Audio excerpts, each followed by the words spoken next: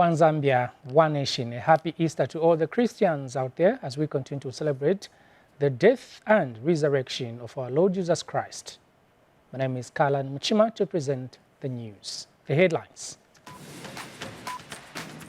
President Hichilema begins his working holiday at Naminwe Ranch. Government economic recovery impresses Nakonde the traditional leaders. Attorney General exhorts the role of the church in building communities. Plus, the visa praised for commitment in promoting sports and vocational education. Those are the headlines and now the news in detail. President Hakainde Hichilema has commenced his working holiday and has since retreated to his Naminwe Ranch in Namwala district in Southern Province. The head of state and the First Lady Mtinta Hichilema arrived at their farm Friday afternoon. And Southern Province Minister Credo Nanjua says the president is in the province on a 6-day working holiday and is expected to return to Lusaka on April 3, 2024. Mr. Nanjua says the president's visit is always important to the province as it serves as a reminder to the provincial administration on the various pronouncements made. He says the president has, however, raised concerns over the bushfires being ignited in the plains along the Kafue River, which have become rampant in the province. He says the head of state expressed concern that if the fires in the plains continue, livestock will be affected and will cause farmers to start buying hay for their animals, which will be expensive for them. The provincial minister added that the president has given fresh instructions to the provincial administration to ensure that the fishermen putting up fires along the Kafue plains are stopped to protect the plains for livestock. His Excellency the President, Mr. Hakainde Hichilema, is here in Southern Province and he is here in Namwala District, specifically at his farm. He has come for the Easter holiday, which of course is a working holiday. He will be here from today. He will only leave the district and the province on the 3rd of April. That's when he will be getting back to Lusaka. It means a lot because each time the president is around, we are reminded of certain pronouncements that he has done. He checks on us. Well, when we come to receive him, you always remind us what we are doing and what we needed to do. For example, today, his concern as he was coming, he has witnessed the fires in the plains, which is something that he has already instructed us to work on it. But we have seen there's rampant bushfire in the plains along the Kafue River, which he has given fresh instructions to us. Of course, it's a reminder because the program is there already for us provincial administration that we are moving into the Kafue flats to ensure that the fishermen who are misbehaving there, putting up the fires, that fire must be put off. So anytime soon, we'll be coming up with a program that we are going to visit all the areas and speak to the headmen, speak to those people in the fishing camps to stop the fires. If they don't do that, the message is that we are going to remove all the fishermen in the plains because what we are doing now, we have got the drought, the pasture for animals. This is a livestock farming area. So if we keep on burning the fire, it means it will be a problem for the livestock farmers. Then it means farmers now start buying the hay to feed the animals.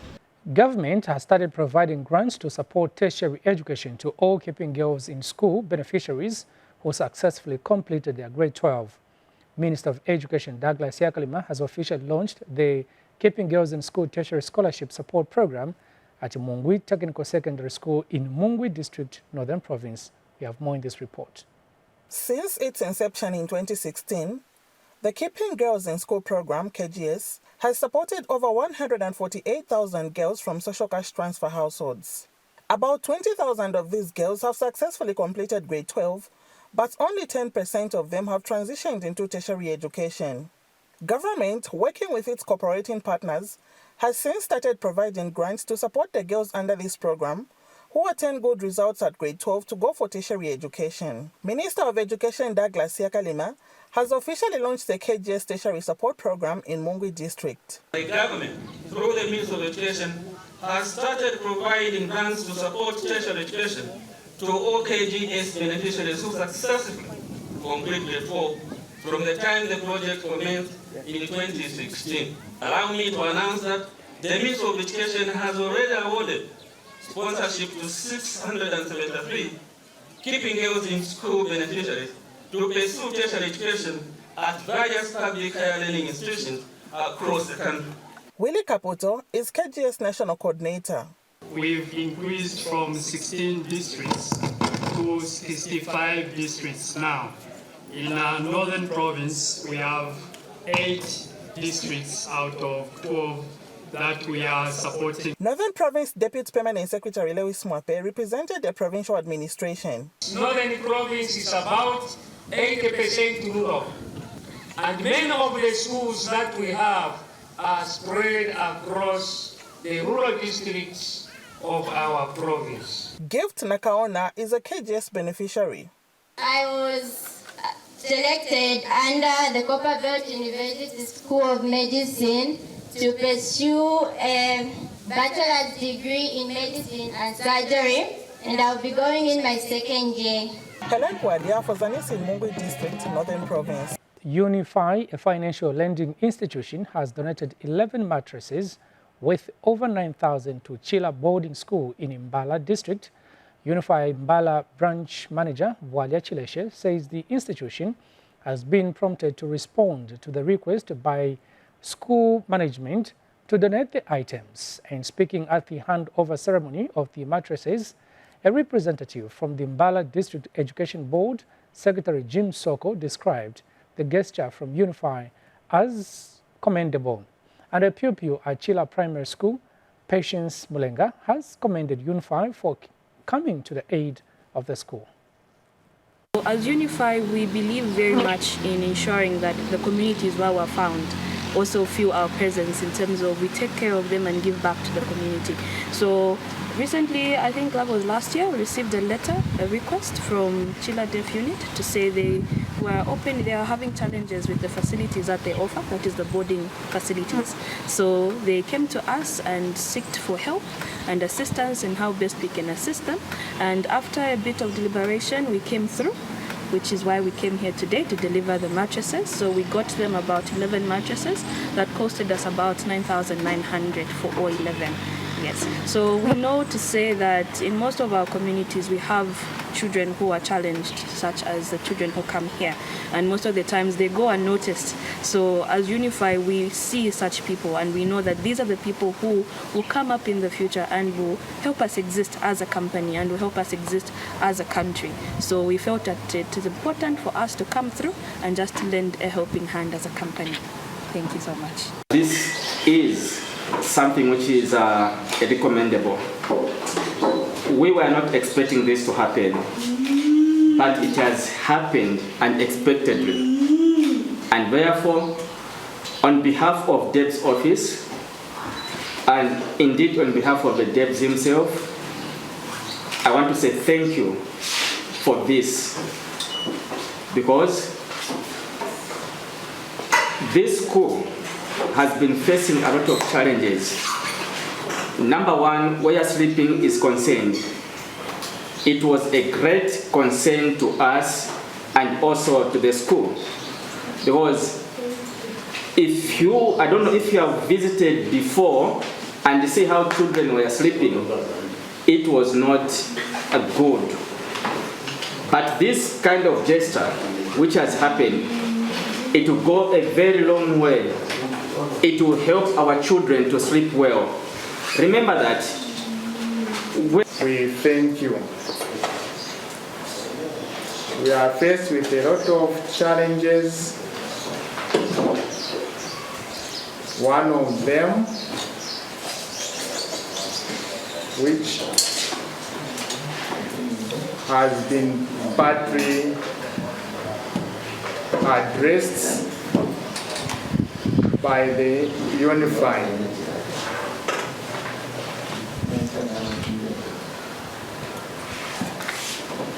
the enrollment increasing, we need more beddings, water,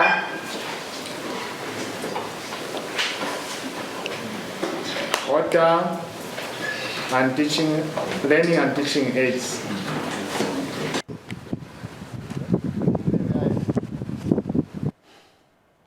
In other news, Western Province Permanent Secretary Simomo Kapelwa has handed over a reconstructed gate at the entrance of the Litunga's Palace in Lumulunga district. Meanwhile, Barose Royal Establishment Prime Minister Ngambela Mayando Mukela has expressed gratitude for the timely response by the government, adding that the security at the palace was compromised. Here's a report. Unannounced, King Litunga Luhosi Imiko II of the Lozi people majestically emerges from his royal palace in Limulunga to witness the ceremonial handover of the gate at the entrance of the palace. The Litunga, who is rarely seen in public except in special occasions, appears to onlookers wanting to catch a glimpse of His Majesty. When handing over the gate, Western Province Permanent Secretary Simomo Kapelwa says the gate, which has been erected, is modernized, big and strong. La 5 February, the president had cause one. Mbaya saba medical stores limited your neighbors were mothers there for Samsung. I just fit up one policy. On the 5th of February, a vehicle belonging to medical stores hit into the gate at the entrance of the palace. The collapsing of the gate beam also caused the damage to the pillars. The gate was small and short, hence the enlargement. A gate known as a collapse. Gate area kumbani sikaza ukolaba yokanti bayekeze mwa ukupala mo bayekeze baze improve ka width kola kula vele 1 meter width keze bakutelele bayekeze ka 0.4 meters kuzusafane izi kola kulina kwe mote kona kufita fale. The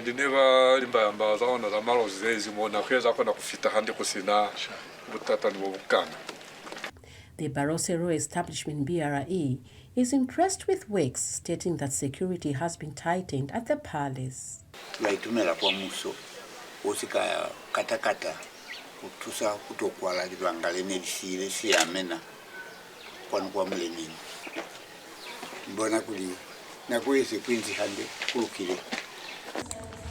We thank the government for coming to our aid on time. As BRI, we appreciate what has been done.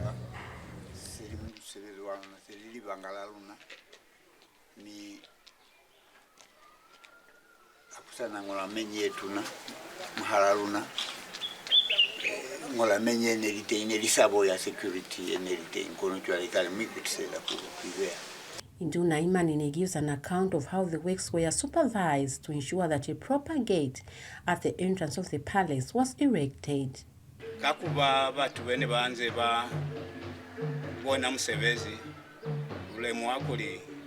According to us, supervisors, everything has been done properly.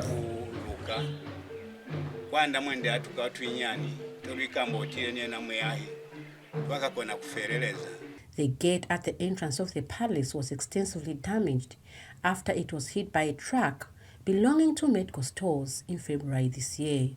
Prudence Mlinga, Sanis, Limulunga, Western Province. In business news, the traditional leadership in Nakonde district in Muchinga province is pleased with government's economic recovery program for the country. Chieftainess Waitwika of the Namwanga people said this when Permanent Secretary for Special Duties Patrick Mucheleka paid a courtesy call on her. Looking at the agriculture sector in a broad way than just ukula amataba feka amataba ula for kushta amataba ukulima very important because now not monano kutilati kanji amataba nga walima nandrama na momoshi. We are encouraging our smallholders to also venture into crop diversification. There are other equally high important high value crops that the farmers can grow, which may not even require a lot of fertilizer. They'll still be able to make a lot of money out of that. With the challenges of climate change, global warming, in certain areas where maize cannot grow properly, why can't our people perhaps resort to growing sorghum? The economy has to grow. About the grow economy, the agriculture sector's contribution to the GDP is so small. We want to reach a point where at least the agriculture sector should be contributing not less than 10% towards the GDP from 2002 to date. FinCEP has not helped us. Zaranco Bank PLC has congratulated government for successfully reaching an agreement with the Eurobond holders to restructure $3.5 billion United States debt. Zaranco Bank Chief Executive Officer Mukwandi Chivesakunda says the move will trigger positive sentiments in the country's economy, therefore attracting more investments. Ms. Chivesakunda explained that this is because the agreement will bring about increased investor confidence and inflows that have potential to stimulate various economic activities that can lead to stability in the country's exchange rate and contribute towards reducing the cost of borrowing. Speaking during a post-annual general meeting press briefing in Lusaka, Ms. Chivesakunda has announced that the bank has started engaging farmers that had accessed the government-sponsored sustainable agriculture financing facilities but were affected with the current drought. And Zaranco Bank has ended the year 2023 as the top-performing bank in Zambia for the third consecutive year. Zaranco Bank PLC interim chairperson Regina Mulenga has attributed the growth to good customer relationship investment strategies being implemented by the bank. There's Zaranco with this outcome because after 3 solid years of trying to get out of the current situation where it comes to the government fiscus, we have been able to close the debt restructure process with bondholders. What this means is that Zambia as a country will now be able to access certain finance, potentially at a cheaper cost, and not just the government, but even private sector players such as Zaranco. And this will filter through to the wider community because then we'll be able to pass on these effects to the rest of the community through the facilities that we offer. And we'll be ready to engage again with the Ministry of Agriculture and with our partners, including the Credit Guarantee Scheme, to see how we can roll out something so that we're able to turn around this situation. We recognize how difficult it is, and we also recognize how challenging it is on the ground. But we're encouraging every farmer out there to just engage us through our branch network and to tell us what they're going through. And those who've been successful, be honest and say, I'm okay, and I'll be able to pay and to keep going on that basis. We ended 2023 as the top performing bank in Zambia for the 3rd consecutive year, recording historical financial performance and results. We are thankful to our over 5 million customers for their continued support. The continued growth would not have been possible without them having confidence in us. Zaranco saw a year of solid growth and strong financial performance, with our revenue growing by 34% to 5.28 billion kwacha, and with the net profit after tax growing by 49% to 1.74 billion kwacha. Government says it will continue to create a conducive environment that supports and encourages investment. Minister of Science and Technology Felix Mtati says government's desire is to make it easier for investors to invest in various sectors of the economy. Mr. Mtati has indicated that government is working at creating financial stability so as to foster a conducive environment for doing business. The minister said this last evening when he officiated at the Clampton Gala dinner. And speaking earlier, outgoing Clampton Chief Executive Officer and Managing Director Webster Twambo congratulated government for reaching the debt restructuring deal. For these Zambians, we are at a turning point, at an epoch moment. A moment when we are the first country, perhaps in Africa, that have been able to graduate from that troublesome cycle of defaulting nations with regard to debt. We are no longer in the cycle of defaulters. We have graduated as a country.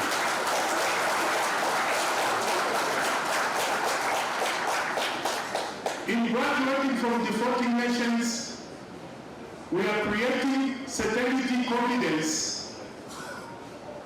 We are also creating credibility. And these three pillars are anchoring macroeconomic stability and as the basis to attract investment. In just 3 years, from our modest beginnings, we have achieved milestones that surpass expectations. Our staff complement has grown to over 30, and we have exceeded the 1 billion kwacha mark in terms of our gross written premium. Further in business news, the Soka District Commissioner Jairo Simbe has graced the launch of the Financial Literacy Week in the district, underscoring the importance of financial literacy in fostering economic stability and individual empowerment. Mr. Simbe has emphasized that understanding financial concepts is not just advantageous, but essential in navigating today's economic challenges. Here's the report. Financial literacy plays a crucial role in shaping individuals and communities when it comes to making better financial decisions. Officiating the Financial Literacy Week flag-off in Isoka, District Commissioner Jairo Simbe expressed the importance of securing the future through financial literacy. Financial literacy is not merely a personal matter. It is a cornerstone of economic stability and prosperity for our communities and our nation as a whole. The ability to make sound financial decisions does not only impact individual households, but reverberates across our entire economy, shaping trajectory of our nation's development. Our pursuit of financial literacy. We are fortunate to have valuable partners such as non-governmental organizations like World Vision, whose unwavering commitment to promoting financial inclusion has been instrumental in building resilient livelihood within our communities. The strides towards fostering a financially literate population.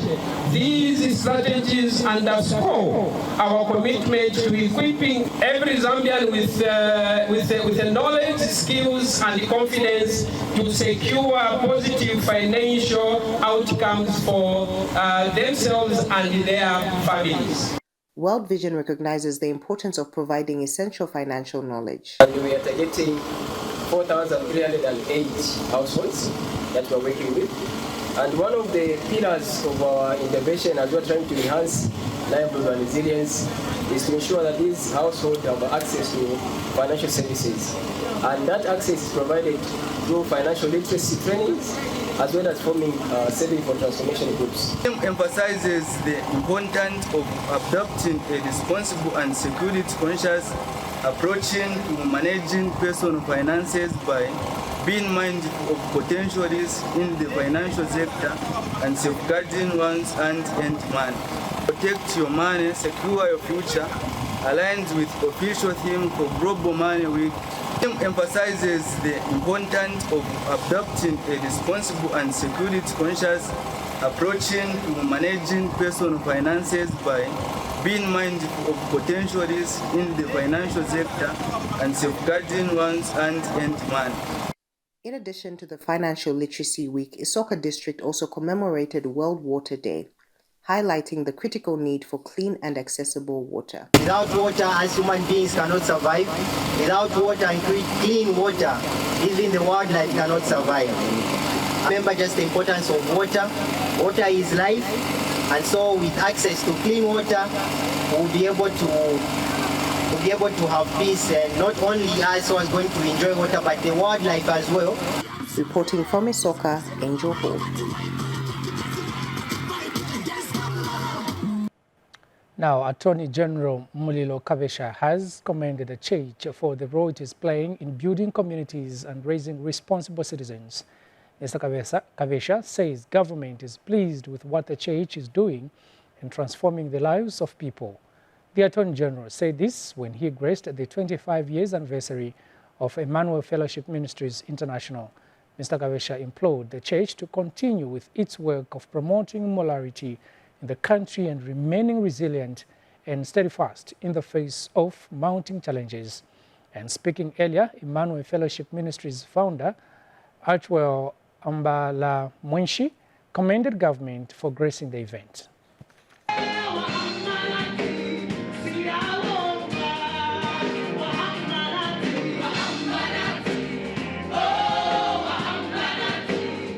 Allow me to extend my heartfelt congratulations to the church and to each and every one of you on this remarkable milestone of your silver jubilee. 25 years of service, dedication, and faithfulness to God is an extraordinary accomplishment that deserves to be honored and celebrated.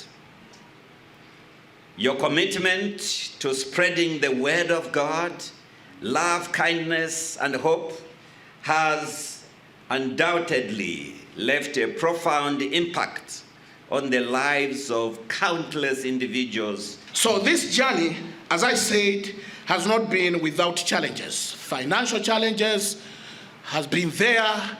Well, other challenges have been there, but we thank God for all the challenges, because without them, probably we could not have been here celebrating 25 years of ministry. Central Province Minister Princess Kasune has praised public service workers that are servicing rural and underdeveloped districts in the province.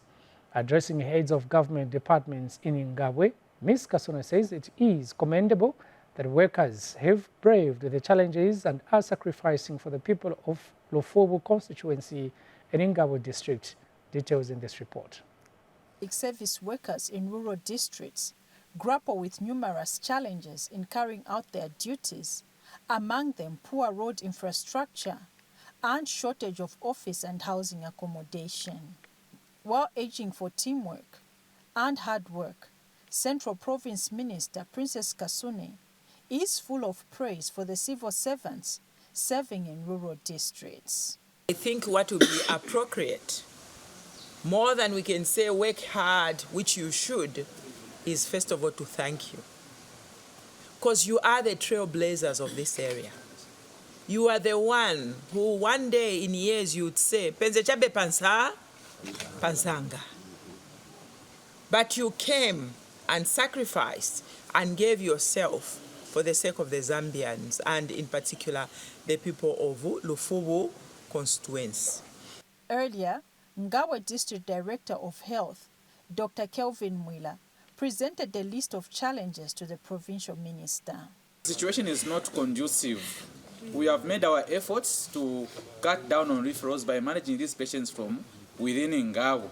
but the resources we have are not allowing us to work in a conducive environment. So we need urgent help. If anything, even through CDF, if we can have extra housing units there, it will help us a lot, even as we await for the construction of a district hospital. Also, we have no mortuary unit within the district, so our deceased, it's either they are buried immediately or we take the boat to Kabwe or Mpongwe. District Education Board Secretary Victor Moyo has cited the lack of transport and inadequate classroom space among the challenges facing the education sector. What motivation do they have? Madam, the distances they cover to come to the road, to access amenities, is so sad.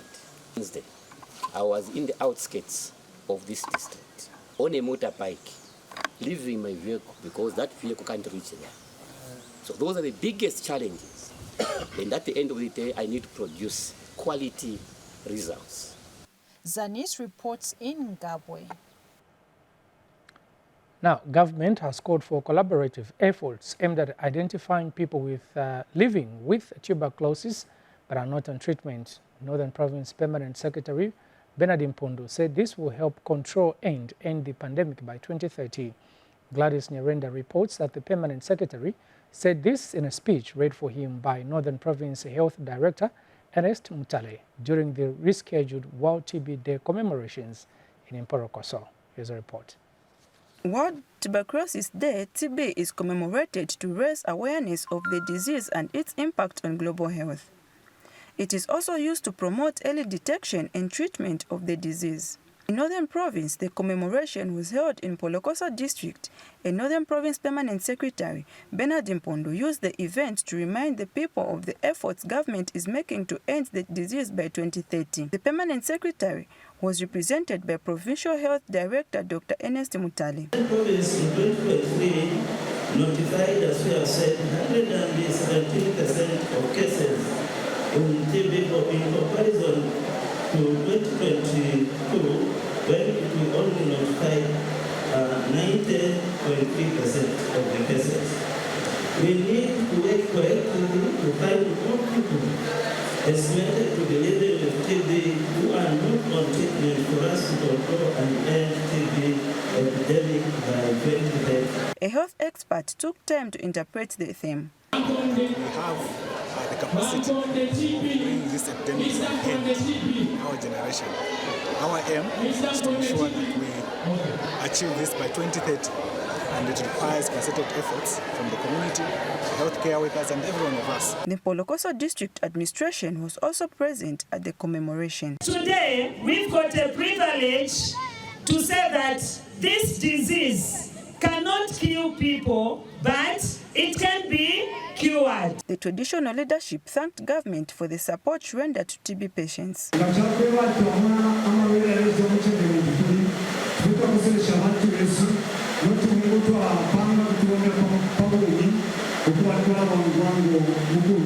This year's TB Day was held under the theme, Yes, We Can End TB. Gladys Nyarenda reporting for Zanis in Mpolokoso District.